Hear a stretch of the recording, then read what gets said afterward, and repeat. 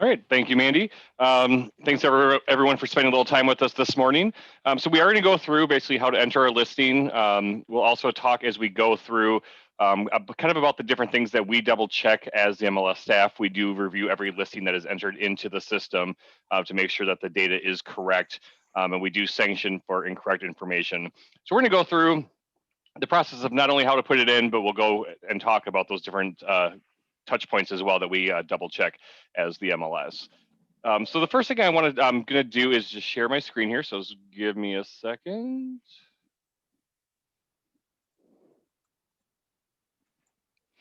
Okay, so the first thing I want to do is just point out where you can find the profile sheets. So if you haven't taken a listing before, you may not be super familiar with these.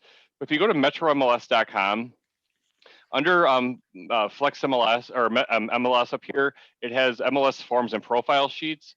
So basically, these profile sheets here you can print off, take to your listings with you, and actually kind of just fill in the information that you're going to need as you go along. So here's a single family profile sheet. Anything that's in this kind of like highlighted bluish gray area here, those are going to be things that you will need to make sure that you're filling in. Anything that has this like gray area here underneath, those are going to be optional. So you don't have to fill those in the system. So it's kind of just a nice little tool to take with you to make sure that you're getting all the information so you don't have to go back to the listing later on to get some of this information. So we're going to go ahead and actually enter in a listing. I'm in one of our test accounts here. So I'm going to go ahead and just go to menu and then click on add. So from here, this is where we're going to go and add all of our listing information. So at the very top, under General tab here, we have property type. So this is the dropdown you would use to select what type of property it is. I'm just going to leave this as single family. Then for listing members, some of you may be operating as part of a team, and you may be taking a listing as a team versus as an individual. So basically, whoever's account they're using to enter this listing in is going to be defaulted here for a listing member. Frank and Beans is part of a team, so if I wanted to do this as a team listing, I would use the drop down and then select the team name here. So the listing member becomes the team. I'm going to leave it at that so I can show you something else a little bit later on. But if you're not part of a team or you're taking a listing independently of the team, you would use your name. Okay, obviously that's the only two pieces of information on this tab. So we're going to go ahead and move to our address tab. The address formatting is very important for us. It does allow us to actually tie the listing history for the property together. So if you make any change that's different from the previous listing history, it actually drops out other listings. So we want to make sure that we're just putting in the first street number. I'm just going to use my office here. There's a street direction, so north, south, east, or west. We're going to do that here. We do have west. We are on North Avenue, and we want to make sure that we're always using an abbreviation. We never spell out the word avenue or road or street. There is a list. If you go back to MetroMLS.com, under MLS, there's this member toolkit here for you. Click on member toolkit and go to listing resources. It does have a whole bunch of different guides here for you. So address formatting abbreviation guide. It's going to show you all the different suffixes that we use and how we use them.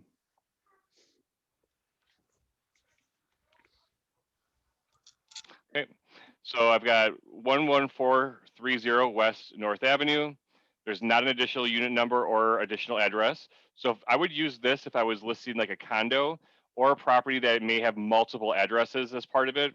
So if I was listing, let's just say this was a condo, I would just put the unit number in here. I would not use the word unit. I would not use the pound sign. I would just put the straight unit number in here since it already says unit number. If I was listing a duplex or a triplex, I would just put the additional addresses in here.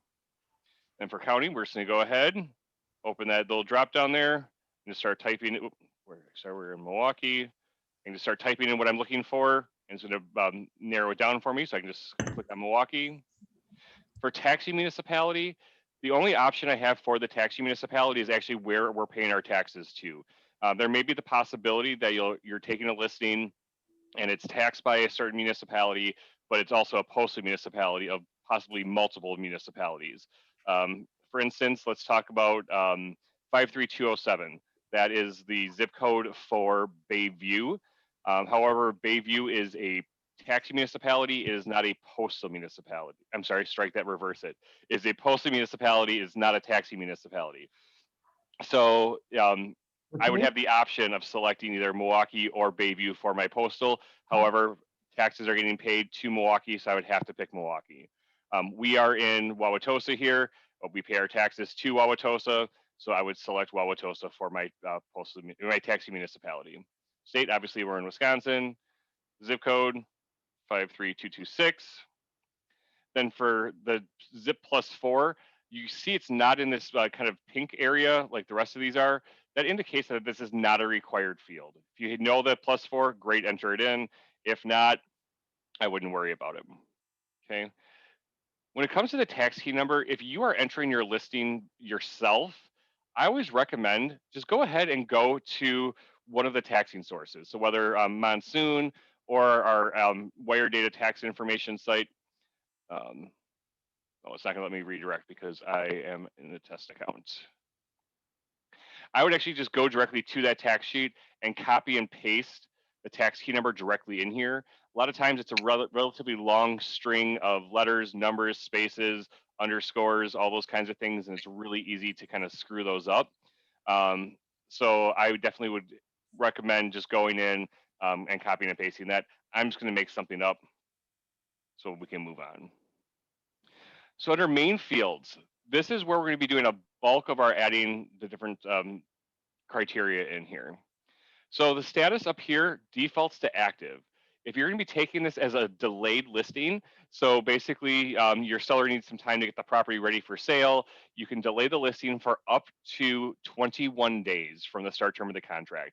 Keep in mind that if you are delaying your listing, that start showing date is locked in. You can't make it go active earlier. So if you delay it for the full 21 days and your seller's ready to go on day 14, you're going to be sitting there for a week before you can start showing that property. But if you're going to make it delayed, we're just going to use the little drop down arrow here, select delayed. And now you see we have a start showing calendar pop up. Go ahead and just select the day you want to use for your start showing date. If you are delaying the listing, as soon as this date is reached inside of the MLS, it actually will go active for you. Okay, we're gonna go ahead and just enter in the list price. So I'll just say 200,000. And then here's where we had that postal municipality. So on that address tab, I went in and I put our zip code here. What that does is once we actually come over here to the main fields tab for the postal municipality, it unlocks this drop down here for us. So it's right now, Wauwatosa, where we are, we share a postal municipality of Milwaukee and Wauwatosa. So if I wanted it to actually go ahead and be Milwaukee, I could go ahead and select Milwaukee from our list. That's important to remember because when we were talking about the example of Bayview, Bayview is kind of, and it's been for a while, kind of an up and coming sort of area that people actually, will request, hey, I want to be in Bayview. But if you do a search right now for postal municipality of Bayview, you actually get 0 results because people aren't utilizing that postal municipality dropdown. So I always recommend to people when you're looking for like Bayview, if you actually go in and use the drawing tools and draw around the shape of Bayview, you actually are going to get about 30 different results that you wouldn't get if you were using postal municipality of Bayview. So that's just kind of a little tip for for yourself for later on. Coordinates, this is no longer a thing. We used to use a coordinate system prior to actually having the technology that GPS uses. So if you know the old coordinates and you want to put them in, great. It's not a required field. Again, we're only requiring those fields that are in this pink rose kind of color. So is it in a floodplain? Yes or no? Default is no. If it is, you can change it to yes. You can also have partial or unknown. So taxes, we're looking at the total taxes that the seller paid the year prior. I'm just going to make up a random number here again. And then we're going to use the tax year that we're referring to. So we'll just say 2020. So this parcel 2, parcel 3, parcel 4, this is if you're selling basically like a package together of multiple different properties, you may have different tax key numbers for those different parcels. So this is where I would go to enter in that parcel information for those different parcels. So lot description, if I wanted to kind of describe what was going on with that lot, I could enter that here. So estimated acreage. This right here, these can be a little difficult to find sometimes. The estimated acreage, estimated year built, and estimated square footage. The first thing I would do if I was looking for this is I would either go to monsoon or tax information, and I would go through whatever steps are to put in my address, look at that, and then pull those over. I showed you earlier this member toolkit. There is a whole sheet right here under the listing resources on how to find acreage, estimated square footage, and this will also help you find your year built. So if you go to tax information or monsoon and you don't have that information readily available for you, this is where I'd recommend that you go to kind of those additional steps in order to find that information. Sometimes when you're looking at the tax data, we request the same information from all of our different sources that we get that information from, which is about 120 different sources. We ask them all for the same information. We don't always get the information that we request. So sometimes you may find that acres aren't available or year built or square footage. So this is kind of what we recommend that you go through to find those missing pieces. Because if you leave it blank and we find that information, we do sanction $25 for filling the information in for you. If your information is a little bit different than what we find, we're not going to sanction you and go in and change it. So just keep that in mind. If it's blank and we find it, that's when you get sanctioned. Also, if you go through and you're having problems finding that information, definitely give us a call and we can help you try to find it. The only time we sanction is when it's after the fact and the information's been out there. So if you call us up and say, hey, I'm trying to find the acreage for this property, I can't find it. We'll help you if we can find. If we find it, we'll let you know. Hey, it's whatever it is. So let's go back to our example here. So I'm just going to say that our acres are 0.2 acres. And then it's going to ask us where we got that source from. So we've got all these different options here. I'm just going to go ahead and say that it's a matter of public records, saying that we found it basically in wire data. So the zoning, different municipalities use different zoning codes. Whether it's a residential code, sometimes you'll see like R1, R2, R3. Sometimes it'll just say residential. That should be on the tax information as well. I'm using our MLS building here, so I'm just going to say this is commercial. When it comes to our listing date and expiration date, we have this little kind of reminder here for you. This is for the single family. So you want to make sure that you are using the listing date as it's found on the term of the contract. We don't care the date the seller signed it, as long as it was signed prior to that start term of contract. So we really want to make sure that regardless if I'm adding this listing a day or two after the listing contract actually has started, I want to make sure that for listing date and expiration date, I'm matching up lines 311 and 312. So even if today I'm my contract, let's say, started on Monday the 8th, I've got 48 hours to get that listing entered into the system. So I'm at the end of my 48-hour period.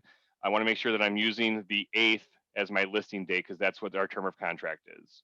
Okay, so I want to make sure that it's matching up. That's a very common issue that people kind of have there.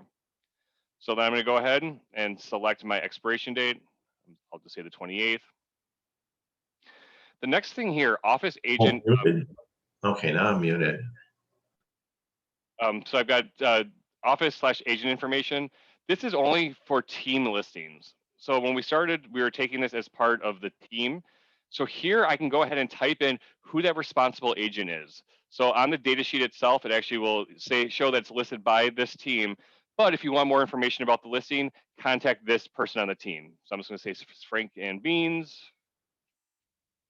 And then I'm just going to type in a phone number, 414-778-5400. I could also go ahead and put in an email address if I wanted to do that. So going down to listing information. So sub-agent commission, just so I don't get in trouble for trying to sway you as far as commission rates go, I'm going to go with a really high number and just say 25%. So I got 25 in here. And then right below it says sub-agent commission type. So this is where I select whether it's a dollar amount or a percentage. Okay, because any commission that's listed in the system could be a percentage of the total sale price, or it could just be a flat fee. So then we also have buyer agent commission. So whatever we're co-broking at for that percentage, I put in here. Again, I'm going to do my percent here. Below we have broker owned. So this basically isn't just if the seller is a broker. It's really if they hold a real estate license in the state of Wisconsin. So whether that's a broker's license or individual salesperson's license, that does need to be disclosed. It basically is just a disclaimer to the public saying this person has a valid real estate license in the state of Wisconsin, because the expectation is that someone with a real estate license has a better understanding of how real estate works than the average consumer. So if the person does not have a license, it would just say no. If they do, it would get changed to yes. Named prospects. So there's two parts to named prospects. So if we're looking on at your listing contract, and there is under excluded buyers. So if there's a name written in there, if Uncle Bob is excluded from the term of the contract if they buy the listing, anytime we see a name either under excluded listing or a buyer referenced in additional provisions, that does need to get checked yes. Also, if you have a protected buyers list from a previous listing agreement, that would need to get checked yes as well. Electronic consent, if they're allowing documents to go back and forth through email or other electronic means, that's a yes or a no. Exclusive agency contract. This is something that not a lot of brokerage firms allow, but we do occasionally see it. I don't know what the policy is for Keller Williams, but I'm just going to let you know what it is, because it is good to know even if your company does not allow this. So exclusive agency contract basically allows the seller to work with a listing agent. So if I'm Jared Realty and they hire me to do the marketing, put my sign out and all that stuff, but it also allows them to find their own buyer independent of our listing agreement. So basically, it's kind of traditional brokerage mixed with for sale by owner. So that doesn't need to get checked yes or no in the system. Keep in mind that if you are showing a property that has an exclusive agency contract on it, and you will see that checked as a yes in the private area of the MLS listing, keep that buyer and seller as far away from each other as possible. We did have a situation a year or two ago now where the buyer was working with friends of his. The buyer was working with a friend of his as the agent, and they went through the house. The buyer realized they knew the seller from just seeing the photos on the walls. We're really excited about the property. Called up that seller later on, said, "Hey, we really liked your house. We want to write an offer on it." And the seller actually said, "Well, write the offer directly with us. We'll save on commission, and then we can reduce the price for you." So that agent ended up kind of getting cut out. So if you're ever showing a property that has a buyer agency or a exclusive agency contract on it, kind of if you see pictures, kind of stand in front of them, block them so that the buyers can't see. It's my personal little recommendation on that. The next one down is variable rate commission. So basically, a variable rate commission, if you're not familiar with that, is anytime the total percentage of commission paid by the sellers changes based upon who procures that buyer. So if I'm Jared Realty and I say Mr. and Mrs. Seller, if Jared Realty procures the buyer, it'll be a 10% commission. However, if an outside company brings in the buyer, it'll be a 15% commission. So that does need to get disclosed. That way, if you see the yes, you actually have the right under the Realtor's Code of Ethics. If you're going to be writing an offer on that property, you have the right to call me up and say, "Hey, Jared, I see your property at 123 Main Street is variable rate commission. What's the difference in the rate?" And according to the Realtor's Code of Ethics, standard of practice, I think it's 336. I have to tell you that in that example, it's a 5% difference. That way, you as the agent working with that other buyer have the opportunity to educate that buyer by saying, "Hey, if we write an offer against one of Jared Realty's offers, our offer may be at a 5% disadvantage in that case because the sellers, if they accept his offer, will be paying 5% less in commission." So it really is a consumer protection. So if that's the case, we want to make sure that's being checked yes. So limited unservice, we're not providing one of the standard services that, setting appointments, helping negotiations, things like that. That does need to get checked yes as well. I have the option here to enter in the owner information if I wanted to. If there's a property PIN number, I could do that. But scrolling down, this is where we get kind of into the nitty gritty of the property itself. So if I want total number of rooms, I'm just going to say there's 8 rooms in this house. I'm basically looking at, like bedrooms, living room, kitchen, things like that. I can enter in the total number of bedrooms. I'm just going to say this is a 3-bedroom home. Then full baths on the main level, we'll say 1. If there's any half baths on the main level, I would say 1 as well. I could go ahead and enter in, if there's additional bathrooms on a lower level or upper level, I could go ahead and fill those in. So year built and square footage, those we looked at, we talked about earlier. If you needed help finding those, again, if you go to our member toolkit on MetroMLS.com, you can look at, it's not the right sheet. You can look at that other toolkit that has the acreage, estimated square footage, and year built on it.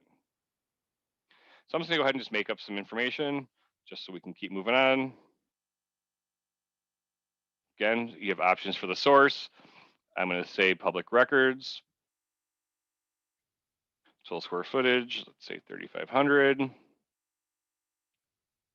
Matter of public records. When it comes to these here, that's made above grade and below grade. Unfortunately, our assessors in the area don't do a good job of breaking out the above grade and below grade square footage. So typically on listings, you only see the total square footage. So this square footage here may include below grade and above grade.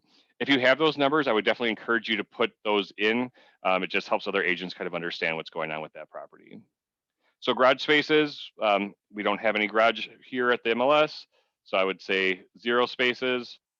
And then select the type. Is it attached, detached, or none? So I'm just going to say none.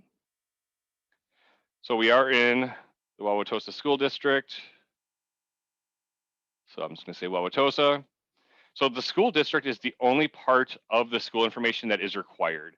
However, if you do know the high school information, we're right down the street from Wauwatosa West. I'm going to select that. If you know this information, I definitely would encourage you to put it in. I know this is information that agents find kind of annoying when they're trying to find a specific school and it's not listed in here. So subdivision, if there's a subdivision name, I could go ahead and put that in.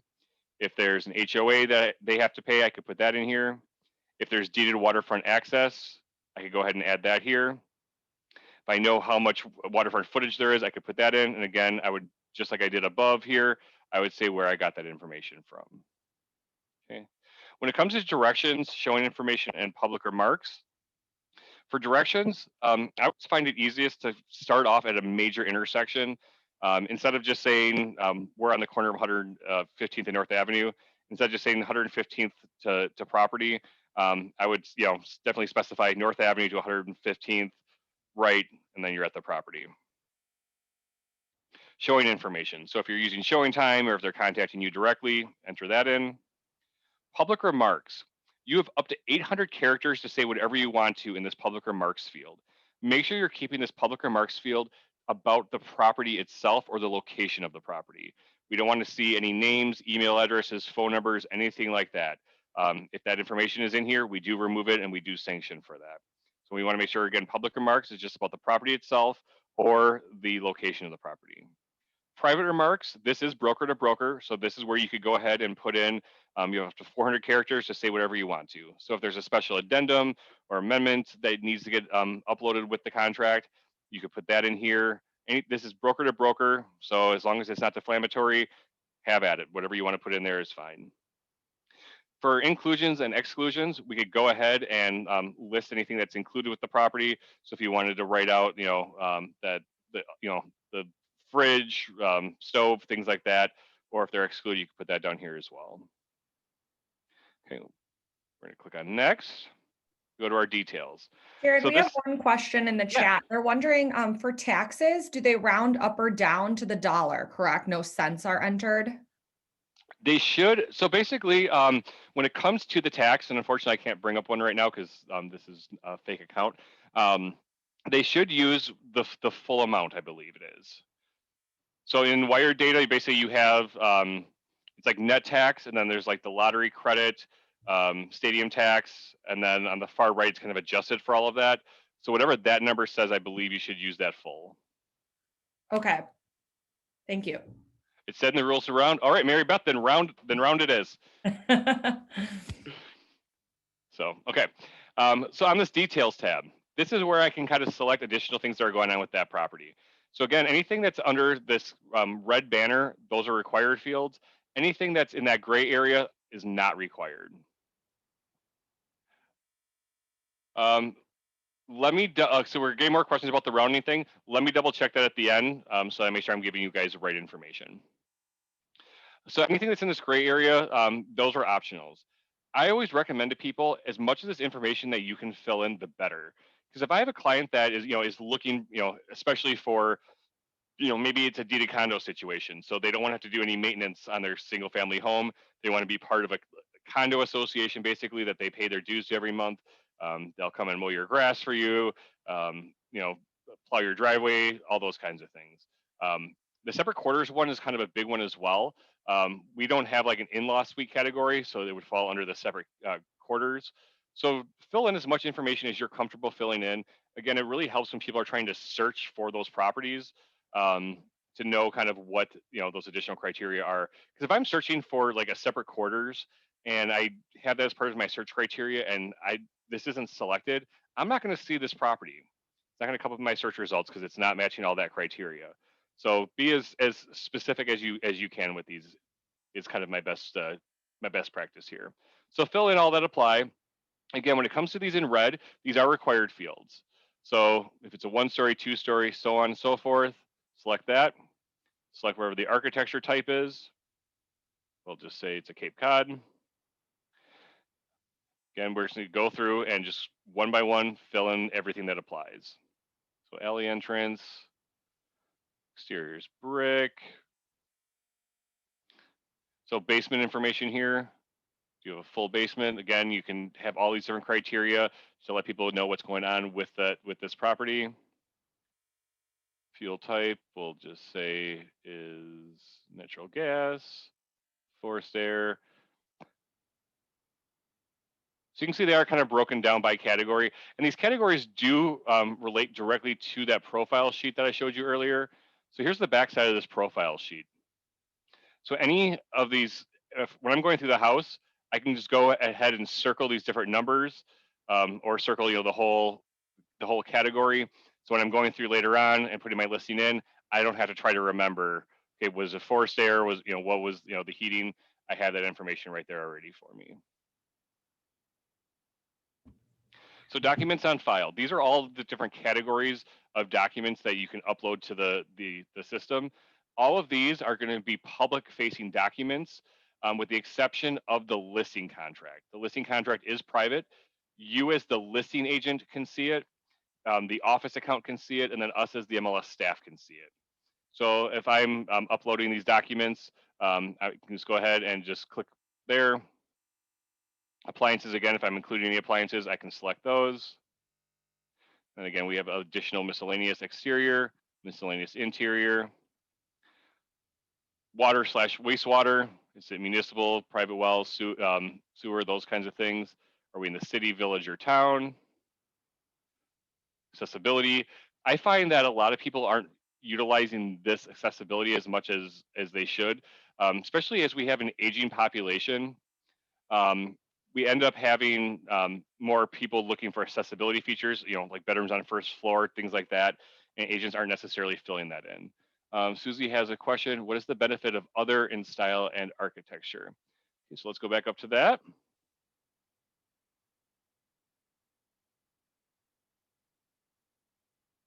Okay, so here we have style. Basically, the other is there just in case there was something that was really kind of a strange property that may not necessarily relate to one of these. So it's just there as kind of an additional option. Same thing with architecture. We've got most of them hit, but there are certain properties out there that are very unique architecture. I live in Grafton, and recently we had a home built out of multiple shipping containers. It doesn't necessarily fit any of those criteria. So other would be what we would use there. I was told to put the style and architecture and check other. I guess you could do that if you wanted to. But again, other, is kind of just a general placeholder category, in case one of these doesn't apply, because you do have to select something in order to move on. Okay. So go back down to the bottom here. Again, select all the information that applies. And Jared, quick question. Where did you find that listing when you walk through the house and you're checking off stuff? Yep. So if you go to MetroMLS.com, and then hover over MLS at the top here. And then right down below here, I've got MLS forms and profile sheets.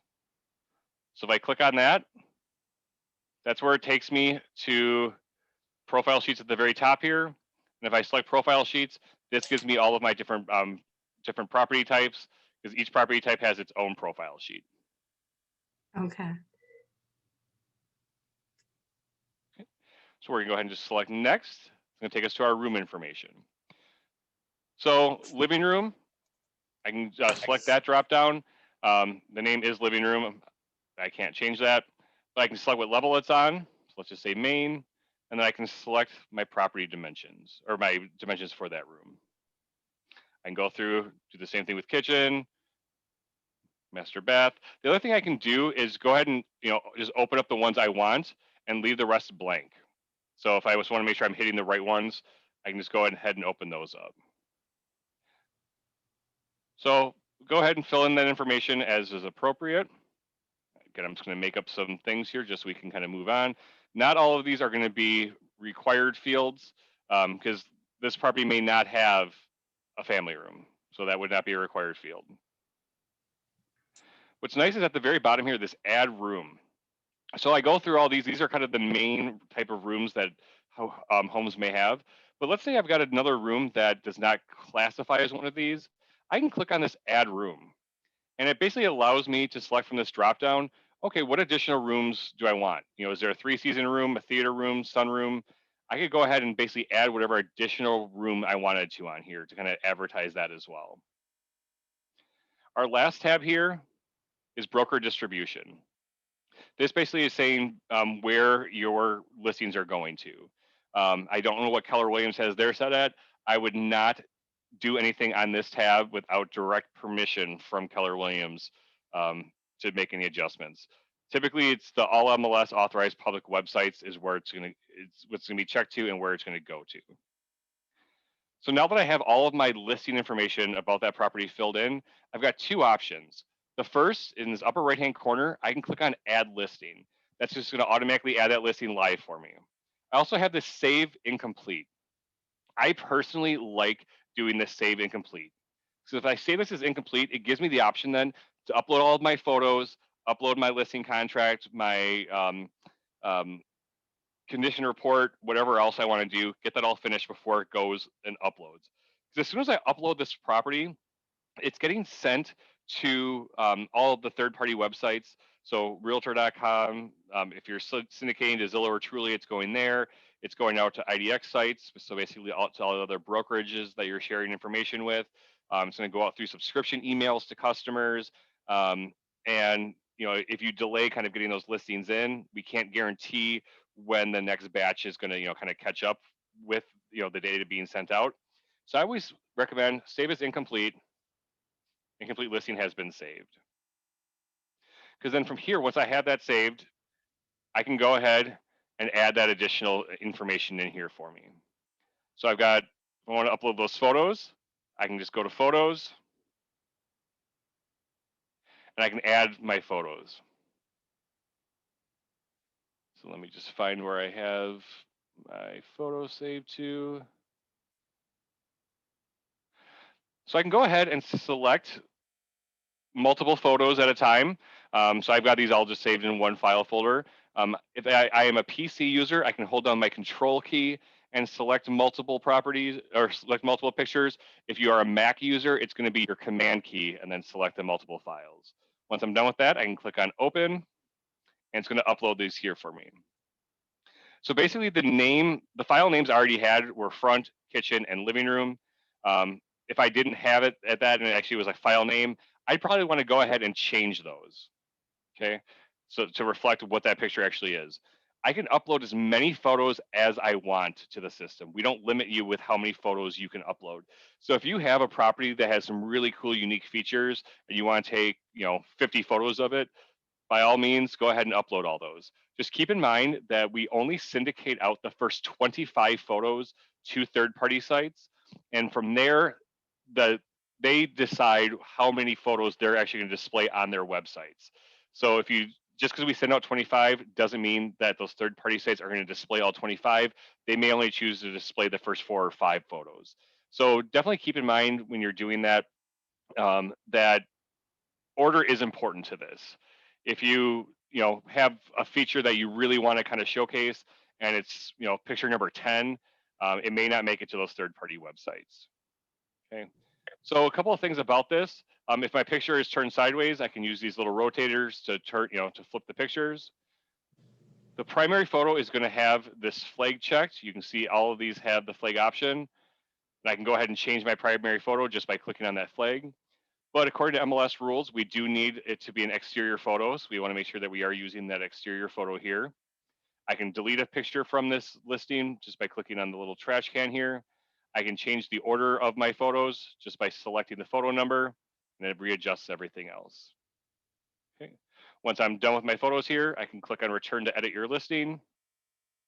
If I had a virtual tour or a video, I could upload those as well. Under documents, basically the same thing we just did with the pictures. I can go ahead and select the document just by choosing a file, going on my computer and finding it, and then using the drop down here to select what type of file that is. So if it was the listing contract, obviously I'd select listing contract. Again, that is a private document. If it's the condition report, I can select condition report and click on add. Also from this screen, where we have this listing information, this basically is going to take us right back to where we began. So if I needed to make adjustments to any of my criteria here, I could go ahead and do that. Once I have all that information, put in, I got my pictures put in, I've got my listing documents put in. At this point in time, I could click on this add listing, and it's going to make that listing go active or delayed for you, depending upon what that status was. I'm not going to do that because I don't want to add a fake listing into the system and confuse everyone. But that basically is the process for adding a listing into the system. What questions do you guys have? I'm going to look into getting you guys that answer about the rounding things in a second here.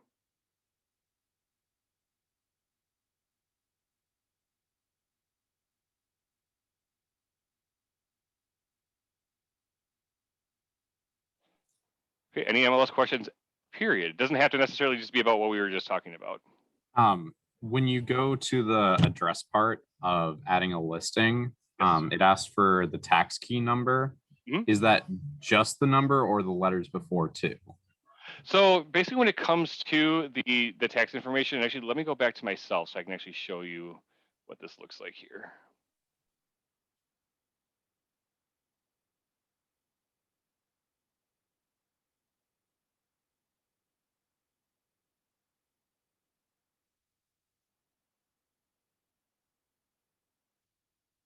Okay, so I'm just gonna go to Monsoon.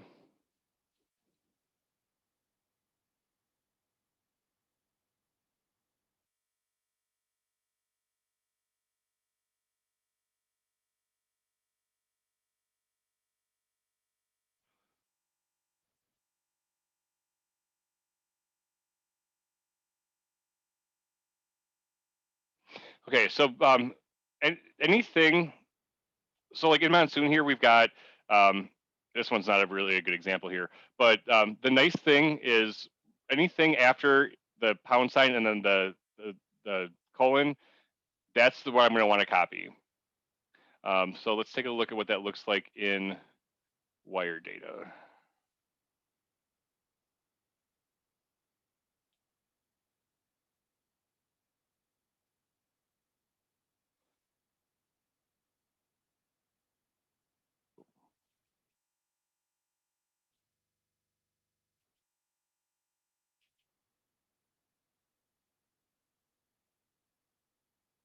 Yeah, so in wire data, anything after the tax key number, where it actually says tax key number, I'm going to want to include. So if there was like a ABV or whatever, I want to Yeah. copy that entire thing.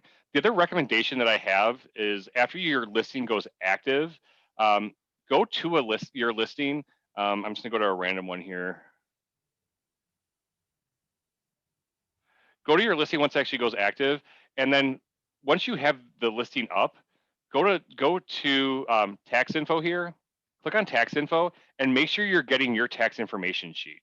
If you're getting a search screen or someone else's tax sheet, it means you entered it incorrectly. So this Okay. is a quick way of kind of, just double checking that it was correct. So you can see that this one here actually has the MNFV. So we would include all of that. Again, if you're doing your own listing, entering your own listing, I definitely recommend going in and just copying and pasting directly from either tax information or Monsoon. It just kind of helps you eliminate the fat finger issue. Okay, thank you. You're welcome.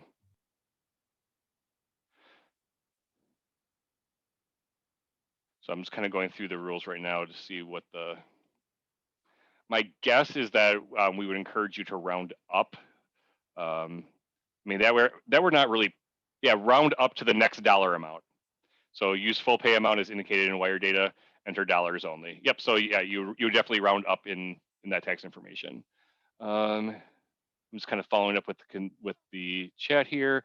It also asks to use north and south in directions. Is that necessary? No, basically with the directions, you can kind of, do whatever you want with those.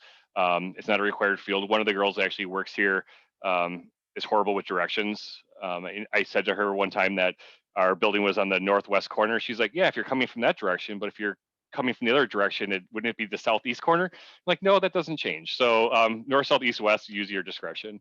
Is there a way to send listings to a client that are not contingent? Absolutely. I'll show you that in a second. I think it only sends contingent properties if they saw the property before it was contingent. Okay, so basically the question comes down to how do you eliminate active with offer properties from search results? Let me go back to sharing my screen. Okay, so in quick search here, and I apologize because I hate the way that this is done, but this is how it's done. So in our quick search here, we have property type, status, and then contingent. Contingent, these are active with offer properties. So if I want to remove active with offer from my search criteria, let me just go ahead and actually just grab some municipality here. So right now we have 25 active properties in Grafton. If I click on my view properties, you can see that we do have a couple that are, this is vacant land.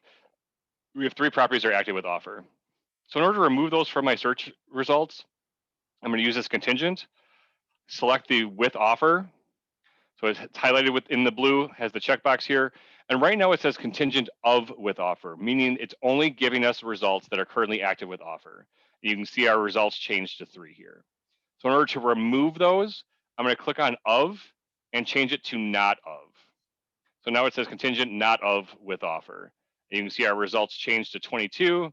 And when I go ahead and look at those, now those active with offers are gone. Okay.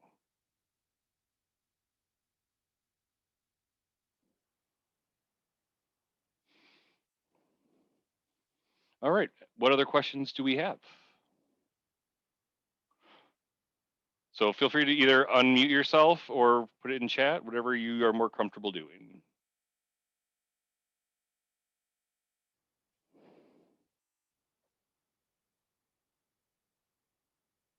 All right, I am not hearing anything. So if something comes up later on that you want to ask a question about, feel free to shoot me an email. My email address is Jared, Jared, at MetroMLS.com.